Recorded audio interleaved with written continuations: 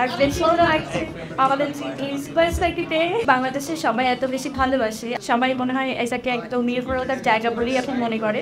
আর কি একটা পরি থেকে আসলে লাল পরি হয়ে যায়, আর দেন সবাই একটু স্ক্রানিয়ে করে এবং সবাই অনেক আনন্দে আছে।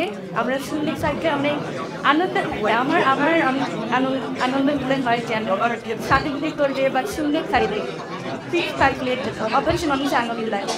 তো আমি এই মুহূর্তে অনেক আনন্দে আছি। আর বেশি হলো আমাদের সোসাইটিতে আমরা যারা আছি থাইল্যান্ডের সাথে, তাদেরকে আসলে সবাই বাংলাদেশের সবাই এত বেশি ভালোবাসে, এত বেশি কাছে কানেক্টেড সবার সাথে সবাই। তো আমার যেন এই নাচটা সবার মুখস্থ এবং সবাই একটা নির্ভরযোগ্য জায়গা, সেটা হচ্ছে হাইল্যান্ড। সবাই মনে হয় এটাকে একদম নির্ভরতার জায়গা বলেই এখন মনে করে।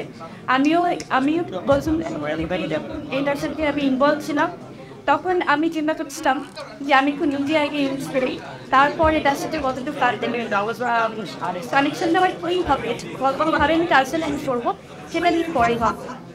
প্রথমে এক দু মাস টাইম নিলাম প্রোডাক্ট ছিল ইউজ করার সবাই।